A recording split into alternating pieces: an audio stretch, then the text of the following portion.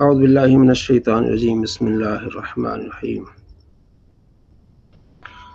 یا ایہا الناس اعبدوا ربکم الذی یا ایو اے الناس لوگو اعبدو عبادت کرو ربکم اپنے رب کی الذی وہ جو خلقکم جس نے تمہیں پیدا کیا خلق فعل کم ضمیر منصوب متصل تمہیں پیدا کیا والذین اور ان لوگوں کو جو من قبلکم تم سے پہلے تھے لعلکم تاکہ تم تتقون پرہیزگار بن جاؤ الذی اس میں موصول ہے انشاءاللہ آگے نوے میں ہم آگے پڑھیں گے بار بار الذی الذین والذین اس کا بہت زیادہ ذکر ہے تو ایک مرتبہ اصول پڑھ لیا تو پورے قرآن میں آپ کو یہ فائدہ دے گا اس لیے ہم جو قرآن پاک سیکھنے کے لیے بیٹھے ہیں تو یہ اصول و قواعد ہیں ایک راستہ آپ کو مل جاتا ہے کہ یہ اس کا گرامر ہے یہ اس کا معنی ہے تو آپ جہاں سے بھی قرآن پاک کی آیت آپ کھولیں گے تو آپ کے لیے وہ آسان ہو جائے گا الذی وہ ذات جعل بنایا لکم تمہارے لیے الارض زمین کو لکم تمہارے لیے یہ بھی انشاءاللہ اگلے 2 ہفتوں میں آپ کو ضمیر سمجھ آ جائیں گی تمہارے لیے زمین کو فراشن بچھونا وسما اور آسمان کو بنان چھت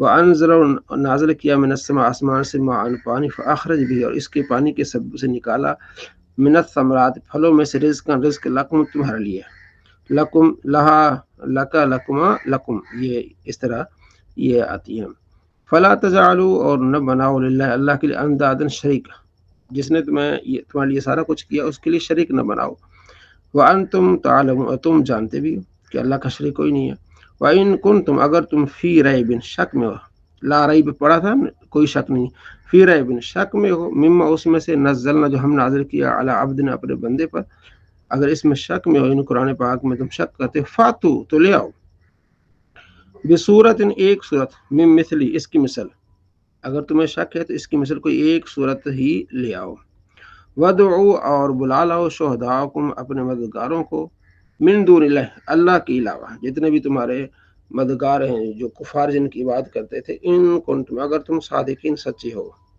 ایک ہی صورت بنا کے لے آؤ فَإِن لَمْ تَفْعَلُوا پھر اگر تم نے نہ کیا لم تفعلوا اگر تم نے نہ کیا ولن تفعلوا ہرگز نہ کر سکو گے لم اور لن یہ بھی لم نفی بلم اور لم انشاءاللہ یہ بھی آپ آگے صرف میں پڑھیں گے تم نے نہ کیا بلکہ تم ہرگز نہیں کر سکو گے یعنی ایک صورت بھی مل کے تم نہیں بنا سکتے فاتقوا النار تو ڈرو اس آگ سے التی وہ الذی واحد مذکر کے لیے آتا ہے التی واحد مؤنث کے لیے آتا ہے جس طرح ھذا اور ھذی اس طرح اس میں موصول میں بھی ہوتا ہے اس سے آگ سے وہ وقودھا جس کا ایندھن الناس لوگ ہیں والحجارۃ اور پتھر اعدت تیار کی گئی للکافرین کافروں کے لیے وبشر الذین اور خوشخبری دو ان لوگوں کو آمنوا ایمان والے وعملوا الصالحات اور نیک اعمال کیے ان کے لیے کیا ہے خوشخبری ہے ان لہم بے شک ان کے لیے جنات باغات ہیں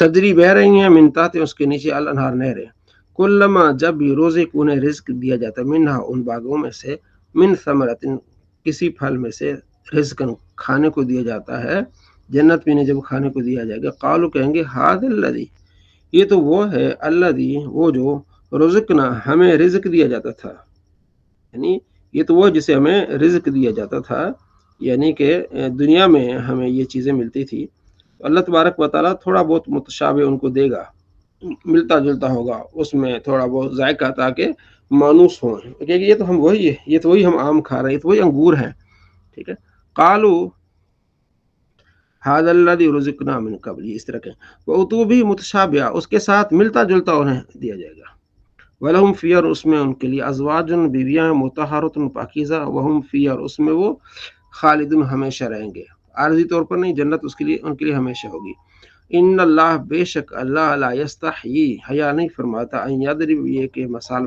بیان کرے مثلا کوئی مثال ما بعوضۃ کوئی سی مچھر فما فوقا یا مچھر سے بڑی ٹھیک فاما الذین آمنوا تو وہ جو ایمان والے ہیں فیعلمون جانتے ہیں کہ انہ الحق یہ حق ہے من ربہم ان کے رب کی طرف سے واما الذین کفروا اور جو کافر ہیں فیقولون کہتے ہیں ماذا اراد اللہ اس سے کیا ارادہ کیا اللہ نے بہذا مثلا اس مثال سے یضل بھی کثیرا بہت سارے لوگ اسی طرح گمراہ ہو جاتے ہیں ویہدی بھی کثیرا اور اس سے بہت سارے لوگ ہدایت پا جاتے ہیں مثالوں سے اور قرآن سے وما یضل بھی نہیں گمراہ ہوتے الا مگر الفاسقین فاسق الذین وہ لوگ جو ینقضون توڑ دیتے ہیں عہد اللہ کے عہد کو من بعد میثاقہ اس کے مضبوط ہونے کے بعد، ویقطعون اور کاٹتے ہیں ما امر اللہ بھی جس کا اللہ نے حکم دیا ہے، ٹھیک ہے، ان یوصل کہ ملاؤ رشتہ داریاں ملاؤ ایک دوسرے سے جڑو، وہ اس کو توڑ دیتے ہیں، ویفسدون فی الارض زمین میں فساد کرتے ہیں، اولئک هم الخاسرون یہ خسارہ اٹھانے والے لوگ ہیں۔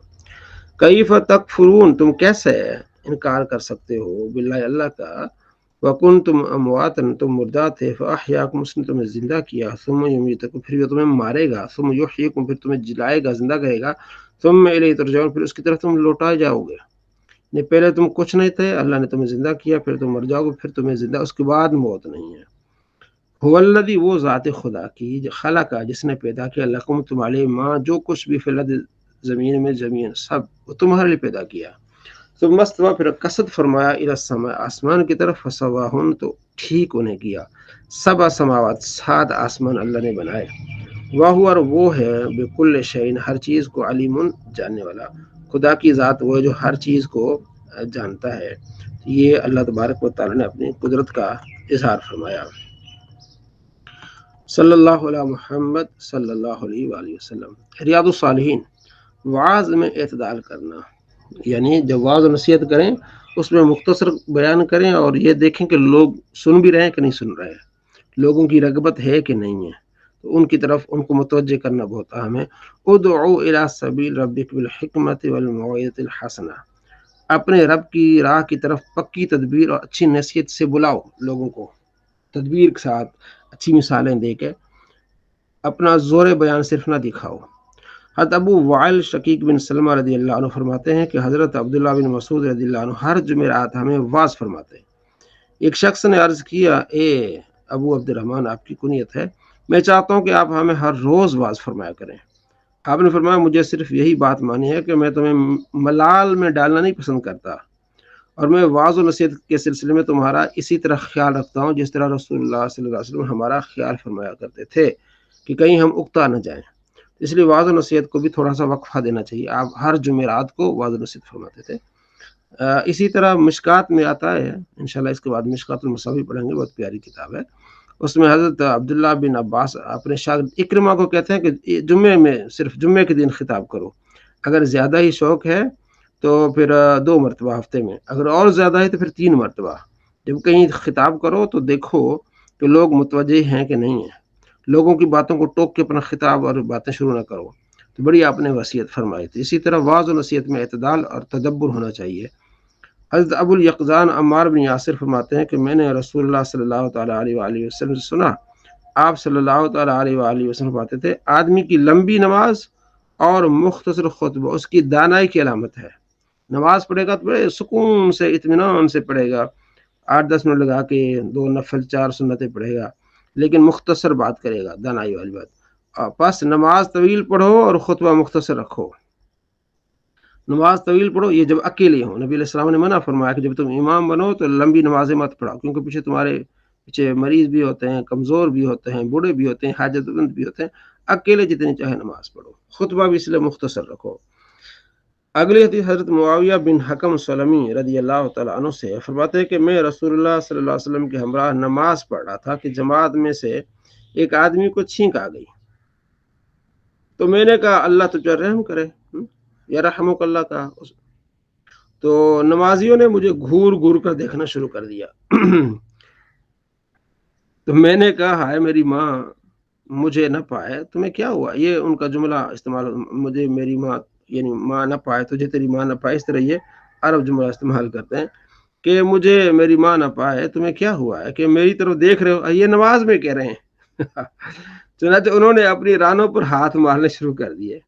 جب میں نے دیکھا کہ وہ مجھے خاموش کرانا چاہتے ہیں تو میں خاموش ہو گیا۔ تو رسول اللہ صلی اللہ تعالیٰ علیہ وآلہ وسلم نے سلام پھیرا، میرے ماں باپ آپ پر فدا ہوں، میں نے آپ سے پہلے اور بعد میں آپ جیسا حسن تعلیم والا کسی کو نہیں پایا، اچھی تعلیم فرماتے تھے، اللہ کی قسم آپ نے نہ مجھے جھڑکا نہ مارا اور نہ ہی برا بھلا کہا کہ تم نے نماز میں ایسا کر دیا، تم نے یہ کر دیا۔ جب پتہ چل گیا کہ اس کو نہیں پتا یا دوسروں نے اس کو ٹوک دیا تو بس بات ختم۔ اس لیے لاٹھی لے کے چڑھ بھی نہیں جانا چاہیے. بس آپ کو معلوم ہو گیا کہ پیچھے بچے شور کر رہے تھے اور ایک دو بندوں نے ان کو جھڑکا چلے گئے، بس آپ کا بولنے کا تک نہیں بنتا. یہ تدبر ہے کہ بس جتنا ہو سکے آپ نہ بولیں. تو نبی علیہ السلام نے کچھ نہیں کہا، بلکہ فرمایا اس نماز میں دنیاوی کلام جائز نہیں. یہ تصویر تکبیر اور قرات قرآن ہے، یا جیسا رسول اللہ صلی اللہ تعالیٰ علیہ وآلہ وسلم فرمایا. میں نے عرض کیا رسول اللہ میں زمانہ جاہلیت کے قریب کا انسان ہوں، اللہ تعالیٰ اسلام کو لے آیا. ہم میں سے بعض لوگ کاہنوں کے پاس جاتے ہیں، آپ نے فرمایا تم ان کے پاس نہ جانا. میں نے عرض کیا کچھ لوگ بدفعلی لیتے کاہنوں کے پاس جاتے ہیں، یعنی وہ کچھ اس طرح لوگ تھے جو شیطانوں کو کنٹرول کر کے پھر ان سے باتیں، جو شیطان اوپر جاتے تھے اور وہ آ کے جنوں سے سنتے تھے اور باتیں آ کے بتاتے تھے. اس میں سے تقریباً 90% جو ہے وہ جھوٹ ہوتا تھا، کہیں ایک چیز جو ہے وہ سچ نکلتی تھی تو وہ پھر اس کو زیادہ پھیلاتے تھے، تو وہ کاہن لوگ ہوتے تھے، تو ان کے پاس نہ جاؤ. فرمایا بدفعلی مت لو. اور کچھ لوگ بدفعلی لیتے ہیں. فرمایا آپ نے فرمایا یہ ایک چیز ہے جسے وہ اپنے دلوں میں پاتے ہیں، لیکن یہ انہیں کسی کام ہرگز نہ کرے گی. جب جاتے تھے سفر کرتے تھے، پرندہ چھوڑتے تھے، دایاں چلا گیا تو بایاں چلا گیا، کدھر چلا گیا، وہ اپنے اٹکل بچوں سے کہتے تھے دائیں طرف پرندہ چلا گیا تو جناب آپ یہ سفر کریں، اگر ادھر چلا گیا تو آپ سفر نہ کریں. یہ چیزیں آپ فرمائے ایسا نہ کرو. حضرت ارباز بن ساریہ رضی اللہ عنہ فرماتے ہیں کہ رسول اللہ صلی اللہ تعالیٰ علیہ وآلہ وسلم نے واز فرمایا جس سے دل دہل گئے اور آنسو بہنے لگے. مکمل حدیث ذکر جو سنت پر محاسبت کے باب میں گزر چکی ہے، یعنی کہ یہ مکمل حدیث وہاں آئے گی، لیکن یہاں یہ بات ہے کہ آپ علیہ السلام نے واز فرمایا تو ہمارے دل دہل گئے، آنسو بہنے لگے. تو یہ آپ علیہ السلام کے واز کا طریقہ تھا. آگے وقار اور سکون. اللہ تعالیٰ فرماتا ہے وَعِبَادُ الرَّحْمَنِ الَّذِينَ يَمْشُونَ عَلَى الْأَرْضِ هَوْنًا وَإِذَا خَاطَبَهُمُ الْجَاهِلُونَ قَالُوا سَلَامًا. اور رحمان کے وہ بندے کہ زمین پر آہستہ چلتے ہیں، اور جب جاہل ان سے باتیں کرتے ہیں تو وہ کہتے ہیں بس سلام. جاہلوں سے زیادہ الجھتے نہیں ہیں. حضرت عائشہ رضی اللہ تعالیٰ فرماتی ہیں کہ میں نے رسول اللہ صلی اللہ تعالیٰ علیہ وآلہ وسلم کبھی زور سے ہنستے نہیں دیکھا کہ منہ کا اندرونی حصہ نظر آئے. آپ صرف تبسم فرماتے تھے، زور سے ہنستے نہیں تھے، اس طرح منہ کھول کے نہیں ہنستے تھے. تو یہ بھی ایک اخلاق کی بات ہے، کتاب الادب ہے، یعنی اخلاق والی بات ہے جو نبی علیہ السلام نے ہمیں سکھائیں. اسی طرح وقار کے ساتھ کیا ہے جی، نماز، علم اور دیگر عبادات کی مجالس کی طرف سکون اور وقار کے ساتھ آنا مستحب ہے. من یعظم شعائر اللہ فإنها من تقوی القلوب. اور جو اللہ کی نشانیوں کی تعظیم کرے یہ تو دلوں کی پرہیزگاری ہے. حضرت ابو ہریرہ رضی اللہ عنہ فرماتے ہیں کہ میں نے رسول اللہ صلی اللہ تعالیٰ علیہ وآلہ وسلم کو فرماتے سنا جب نماز کھڑی ہو جائے تو دوڑتے ہوئے نہ آؤ، بلکہ سکون اطمینان کے ساتھ چل کر آؤ. جو مل جائے پڑھ لو اور جو رہ جائے اس کو پوری کرو. تو نماز کے لیے بھی اپنے وقار کو ضائع نہ کرنے دو، آرام سے آؤ. ایک رہتی ہے رکعت، کوئی رہ جائے لیکن تمہارا وقار نہ چھوٹے. کتنی بڑی اہمیت ہے وقار کا. اسی طرح جب بات کرنی ہے ٹھہراؤ پیدا کر کے، سبق سنانا ہے ٹھہراؤ پیدا کر کے. ہر آنے والے دن ہمارے پچھلے دن سے بہتر ہونا چاہیے. جب بات کریں اس کے بعد سوچیں کہ اس میں نے کیا مسٹیک کی ہے اور اس کو ہم کل اس کو کیسے بہتر بنا سکتے ہیں. آج کیا سب کو، یعنی آج کا جو ہوں میں اور کل والے میں میرے میں فرق ہونا چاہیے، ترقی ہونی چاہیے ہر چیز میں. تو یہ چیزیں بہت اہم ہیں. حضرت ابن عباس رضی اللہ تعالیٰ عنہ فرماتے ہیں کہ وہ ذی الحجہ کی 9 تاریخ کو نبی کریم صلی اللہ تعالیٰ علیہ وآلہ وسلم کے ہمراہ عرفات سے واپس آ رہے تھے کہ نبی کریم صلی اللہ تعالیٰ علیہ وآلہ وسلم نے اپنے پیچھے سخت جھڑک مارنے کی آواز سنا اور اونٹوں کو شور سنا تو اپنی چابک سے اشارہ کیا اور فرمایا لوگوں اطمینان سے چلو، سواریاں دوڑانے میں کوئی نیکی نہیں ہے. اطمینان بہت اہم ہے. تو یہ چیزیں ہم سیکھ رہے ہیں. اللہ عمل کی توفیق نصیب فرمائے. قانون شریعت صلی اللہ علیہ محمد صلی اللہ علیہ وآلہ وسلم. تقدیر سے متعلق ہم پڑھا تھا. نبی اور رسول، جس طرح اللہ تعالیٰ کی ذات اور صفتوں کو جاننا ضروری ہے، اسی طرح یہ بھی جاننا لازمی ہے کہ نبی میں کیا کیا باتیں ہونی چاہیے اور کیا کیا نہ ہونا چاہیے تاکہ آدمی کفر سے بچا رہے. رسول کے معنی خدا کے یہاں سے بندوں کے پاس خدا کا پیغام لانے والا. نبی کون ہوتا ہے؟ نبی وہ آدمی ہے جس کے پاس وحی یعنی خدا کا پیغام آیا لوگوں کو خدا کا راستہ بتانے کے لیے، خواہ یہ پیغام نبی کے پاس فرشتہ لے کر آیا ہو یا خود نبی کو اللہ تعالیٰ کی طرف سے اس کا علم ہوا ہو، کئی نبی اور کئی فرشتے رسول ہیں، نبی سب مرد تھے، نہ کوئی جن نبی ہوا نہ کوئی عورت نبی ہوئی، عبادت ریاضت کے ذریعے سے آدمی نبی نہیں ہوتا، محض اللہ تعالیٰ کی مہربانی سے ہوتا ہے، اس میں آدمی کی کوئی کوشش نہیں چلتی، البتہ نبی اللہ تعالیٰ اسی کو بناتا ہے جس کو اس لائق پیدا کرتا ہے، تو جو نبی ہونے سے پہلے ہی تمام بری باتوں سے دور رہتا ہے اور اچھی باتوں سے سنور چکتا ہے، نبی میں کوئی ایسی بات نہیں ہوتی جس سے لوگ نفرت کرتے ہوں۔ نبی کا صورت، نبی کا چال چلن، شکل و صورت، حسب و نسب، طور طریقہ، بات چیت سب اچھے بے عیب ہوتے ہیں، نبی کی عقل کامل ہوتی ہے، نبی سب آدمیوں سے زیادہ عقل مند ہوتا ہے، بڑے سے بڑے حکیم فلسفی کی عقل نبی کی عقل کی لاکھویں حصے تک بھی نہیں پہنچ سکتی، جو یہ مانے کہ کوئی شخص اپنی کوشش سے نبی ہو سکتا ہے وہ کافر ہے، اور جو یہ سمجھے کہ نبی کی نبوت چھینی جا سکتی وہ بھی کافر ہے۔ تو نبی علیہ السلام کے حسب نسب سے متعلق اگر آپ نے دیکھنا ہے تو بخاری کی 7 نمبر حدیث پڑھ لیں تو بڑی اس میں رکت انگیز باتیں ہیں، جب ایک بادشاہ کے سامنے یہ گفتگو ہوئی تھی۔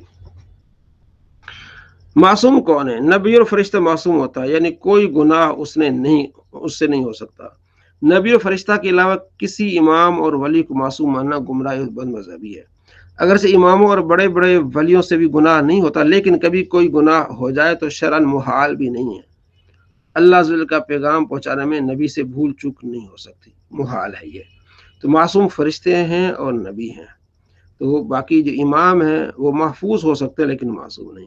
نبی کی طرف تقیہ کی نسبت کا حکم، جو یہ کہے کہ کچھ احکام تقیہ یعنی لوگوں کے ڈر سے یا کسی اور وجہ سے نہیں پہنچائے وہ کافر ہے، انبیاء علیہ السلام تمام مخلوق سے افضل ہیں، یہاں تک کہ ان فرشتوں سے بھی افضل ہیں جو رسول ہیں۔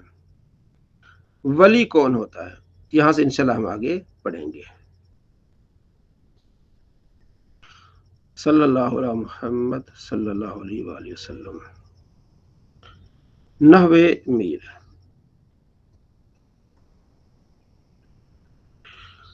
مرکب مفید نے پڑھا تھا، اب ہے ہمارا مرکب غیر مفید، یہ بہت عام ہے، مرکب غیر مفید جو ہے اس کو ہم کیسے پڑھیں گے یہ ذرا ضرور دیکھیے گا۔ اچھا، پہلے تھوڑا سا پیچھے میں آپ کو بتاؤں، جملہ مرکب مفید وہ مرکب کی بات کرنے والا اس پر سکوت اختیار کرے یعنی خاموش ہو جائے تو سننے والے کو کوئی خبر یا طلب معلوم ہو، جیسے زید قائم، زید کھڑا ہے، ادھر زید زید کمار، یہ جملہ اسمی، جملہ اس کو جملہ اور کلام بھی کہتے ہیں۔ جملہ کی پھر اقسام ہے، جملہ خبریہ، جملہ انشائیہ، جملہ خبریہ کی تعریف، پھر جملہ خبریہ کی اقسام، جملہ اسمی، جملہ فعلیہ، ٹھیک ہے، پھر جملہ انشائیہ اس کی اقسام۔ اب مرکب غیر مفید کی تعریف، وہ مرکب کے بات کرنے والا اس پر سکوت اختیار کرے، خاموش ہو جائے تو سننے والوں کو کوئی خبر یا طلب معلوم نہ ہو۔ غلام و زید، زید کا غلام، اب اس میں نہ کوئی طلب معلوم ہے کوئی خبر معلوم ہے، زید کا غلام کیا کھا رہا ہے، پی رہا ہے، کیا کر رہا ہے، تو اسے کہتے ہیں مرکب غیر مفید، ٹھیک ہے، بات کرنے والا بات کر کے خاموش ہو گیا، سننے والے کو کوئی خبر یا طلب معلوم نہیں ہوئی۔ مرکب غیر مفید کی اقسام، جس طرح مرکب مفید کی اقسام تھی اسی طرح مرکب غیر مفید کی اقسام، اس کی 3 قسمیں ہیں، اضافی ابتدائی طور پر، باقی اس کی اور بھی ہیں، مرکب اضافی، مرکب بنائی، مرکب مناصر۔ مرکب اضافی وہ مرکب غیر مفید جسے میں پہلے جز کو دوسرے جز کی طرف منسوب کیا گیا ہو، جو پہلا جز ہے نا وہ دوسرے جز کی طرف منسوب ہوتا ہے، جیسے غلام و زید، غلام پہلا جز ہے اور زید دوسرا جز ہے، تو پہلا جز جو منسوب ہے کس طرح دوسرے جز کی طرف، یعنی غلام و زید، زید کا غلام، تو غلام منسوب کس طرح ہے زید کی طرف۔ انشاءاللہ آج انشاءاللہ عربیہ میں بھی یہی سبق ہے، یہ آپ کے لیے بڑا فائدہ ہو گیا کہ آپ اس کو مرکب اضافی کو کیسے آپ سمجھے گا، بہت زیادہ یہ استعمال ہوتا ہے۔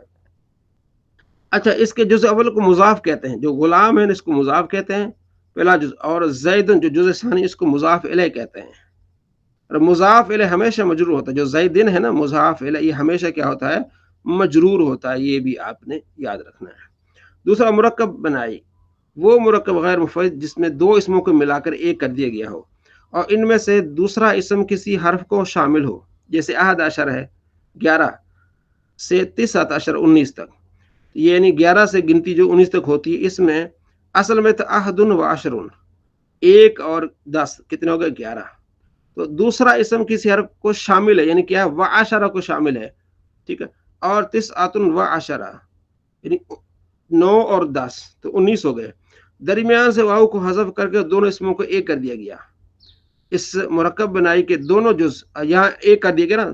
9 عشر تھا نا, تو کیا 9 عشر, یہی ہے مرکب بنائی. اچھا, اس کا اعراب کہ اس مرکب بنائی کے دونوں جز مبنی بر فتح ہوتے ہیں. ٹھیک ہے, 11 عشرہ, ٹھیک ہے, 13 عشرہ, 14 عشرہ, یعنی دونوں پر فتح آئے گی. تو یہ مبنی پر فتح ہوتے ہیں, سوائے 12 عشرہ, کیونکہ اس کا پہلا جز معرب ہے, دوسرا جز کیا ہوتا ہے, مبنی ہوتا ہے. یہ آگے آپ پڑھیں گے, پریشان نہ ہونا کہ معرب کیا ہوتا ہے اور مبنی کیا ہوتا ہے. جتنا لکھا ہے فی الحال آپ نے اتنا یاد کرنا ہے. اگر آپ کو 50% بھی سمجھ آ جاتی ہے تو آپ کامیاب ہیں, کیونکہ جیسے آگے بڑھتے جائیں گے انشاءاللہ آپ کی علم میں اضافہ ہوتا جائے گا. مرکب بنا صرف کی تعریف, وہ مرکب غیر مفید جس میں دو اسموں کو ملا کر ایک کر دیا گیا ہو اور ان میں سے دوسرا اسم کسی حرف کو شامل نہ ہو. بس الٹا ہو گیا, بنائی میں شامل تھا, اس میں شامل نہ ہو, دوسرا اسم کسی کو شامل نہ ہو. جیسے بال بکا اور حضر موتا. ٹھیک ہے, اکثر علماء کے نزدیک اس کا پہلا جز مبنی پر فتح ہے اور دوسرا جز معرب ہوتا ہے. ابھی ان میں ٹینشن نہیں لینے کہ مبنی پر فتح کیا ہوتا ہے, معرب کیا ہوتا ہے. اسے اب آگے آپ پڑھیں گے تو آپ کو یہ سمجھ آ جائے گی کہ یہ مبنی پر فتح کیا ہوتا ہے اور معرب کیا ہوتا ہے. ٹھیک ہے جی, صرف آپ نے اتنا یاد رکھنا ہے, بال بکا. ٹھیک ہے, یہ بالا بکا ایک بت کا نام ہے اور ایک شہر کا نام, اس لیے دونوں کو ملا دیا بالا بکا. تنبیہ, خیال رہے کہ غیر مرکب غیر مفید ہمیشہ جملہ کا جز واقع ہوتا ہے, جملہ کا جز ہوتا ہے. جیسے غلام و زیدن, زید کا غلام قائم کھڑا ہے. اب یہ جملے کا جز ہے, غلام و زیدن یہ جملے کا جز ہے. قائم جب آئے گا پھر ہی پورا جملہ بنے گا. زید کا غلام کھڑا ہے. اندی میرے پاس 11 عشرہ, 10 ہیں. کیا ہے, درہم, 10 درہم. اب یہ جملے کا جز ہے. جا آیا بال بکو. اچھا, اب آگے تھوڑی سی اضافی چیز آپ کو بتائی گئی ہے. کوئی بھی جملہ دو کلموں سے کم پر مشتمل نہیں ہوتا. جملہ جو ہوتا ہے خواہ دونوں کلمے لفظن ہو, جیسے ضرب زید اور زید قائم, یا ان میں سے ایک لفظن ہو اور دوسرا تقدیر ہو, جیسے اضرب, کہ اس میں ایک کلمہ تو یہی اضرب ہے اور دوسرا کلمہ انت ضمیر اس جو اس میں پوشیدہ ہے. ہاں, جملہ میں 2 سے زیادہ کلمے ہو سکتے ہیں اور زیادتی کی کوئی حد نہیں, جتنے چاہیں آگے جملے بن جائیں. نیز جب کسی جملے میں بہت سے کلمات ہوں تو ان میں باہم امتیاز پیدا کرنا چاہیے کہ یہ اسم ہے, یہ فعل ہے, یہ حرف ہے. اسی طرح دیکھنا چاہیے کہ معرب ہے یا مبنی ہے, عامل ہے یا معمول ہے, فاعل ہے یا مفعول ہے. سمجھنا چاہیے کہ کلمات کا آپس میں کیا تعلق ہے تاکہ مسند اور مسند الیہ کا پتہ چلے, جملہ کا معنی اور مطلب تحقیق کے انداز میں معلوم ہو سکے. تو ایسے پھر آہستہ آگے بڑھتے جائیں گے تو آپ کو پتہ چل جائے گا کہ یہ جملے میں یہ اسم ہے, یہ فعل ہے, یہ حرف ہے. ٹھیک ہے, تو اب آگے جو انہوں نے سوالات دیے آپ کو, لفظ کی اقسام, کلمہ کسے کہتے ہیں, معرب کی تعریف, مرکب مفید, جملہ مسلم کسے کہتے ہیں, جملہ انشائی اقسام کتنی, مرکب غیر مفید کی کتنی قسمیں ہیں, جملہ خبریہ کتنی قسم ہے, ایک جملہ کم از کم کتنے. تو یہ آپ نے ضرور دیکھنا ہے. انشاءاللہ کل آپ کو جو ہے وہ آپ سے ٹیسٹ لیا جائے گا. ٹھیک ہے جی, ہفتہ وار ٹیسٹ ہوگا, اس میں ایم سی کیوز کی طرح آپ کو فارم دیا جائے گا. جس طرح آپ نے ایڈمیشن فارم فل کیا نا, اسی طرح اوپر نام ہوگا اور ساتھ میں پھر نیچے سوال ہوگا اور 3 آپشن ہوں گے. ٹھیک ہے, ایک سوال 4 وہ مارکس کا ہوگا, 4 مارک ایک جو ہے وہ سوال پر ہوں گی. 25 سوال ہوں گے اور 100 آپ نے کرنا ہے. تو بڑا آسان ہوگا انشاءاللہ, آپ 1-2 مرتبہ کریں گے تو آپ کو بڑا لطف آئے گا. تو اب اگلا جو ہمارا کام ہے وہ انشاء العربیہ. یہ بھی سبق جو ہے انشاء العربیہ کا, یہ اسی سے ملتا جلتا ہے. یعنی کہ اپنا جو ہم نے نحو میر میں پڑھا ہے اسی سے یہ ملتا جلتا ہے.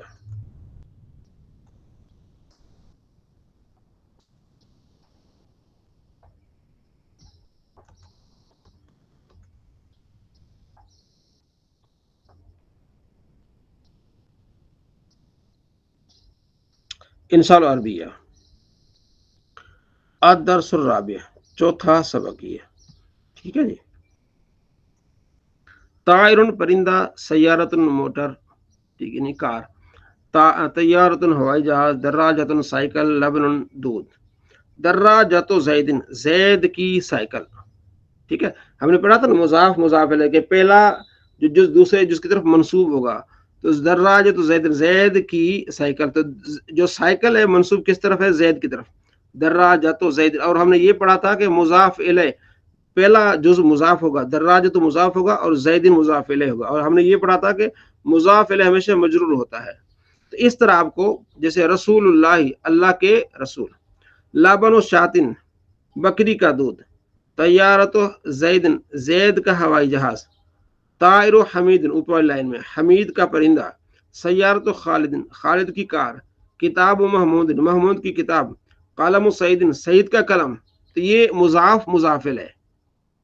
اب یہ آپ نے پڑھا کہ یہ مرکب غیر مفید ہے، مضاف مضاف الیہ یہ جو ہے نا مرکب، تو یہ جملے کا جز ہوتا ہے. تو جملہ کیسے بنے گا؟ حاضی یہ قطۃ علیم، علیم کی بلی ہے. اب یہ جملہ بن گیا، یہ علیم کی بلی ہے. تو قطۃ علیم، علیم کی بلی یہ جملے کا جز ہے. جب آگے حاضی یہ علیم کی بلی، اب جملہ مکمل ہو گیا. حاضہ یہ طائر رفیع، رفیع کا پرندہ ہے. اب پیچھے اپنے حاضہ حاضی پڑھ لیا، اس کو یہاں ملا ہے. حاضی دراجت سلیم، حاضی کیوں؟ اس لیے کہ دراجت تھا نا، دراجت وہ مونس تھا، اس لیے حاضی بھی کیا لائے؟ مونس. ٹھیک ہے. حاضی دراجت سلیم، یہ سلیم کی سائیکل ہے. تل کا صبورت ساجدن، وہ ساجد کا تختہ سیاہ ہے. ذالک وہ ثور و شاہد، شاہد کا بیل. دیکھیں ذالک وہ، یہ مذکر کے لیے آتے ہیں. ثور کیا ہے؟ یہ بیل ہے. شاہد کا بیل، وہ شاہد کا بیل ہے. ہاذا حسیر و مسجد، یہ مسجد کی چٹائی ہے. ہاذا حسیر و مدرسہ، یہ مدرسے کی چٹائی ہے. تو یہ آپ نے انشاءاللہ آپ کو سمجھ آ گیا ہوگا. آگے اس کو آپ نے لکھ کے بھیجنا ہے، عربی سے اردو اور اردو سے عربی. اگلا ہمارا سبق ہے صرف بہائی. صلی اللہ علیہ محمد صلی اللہ علیہ وآلہ وسلم.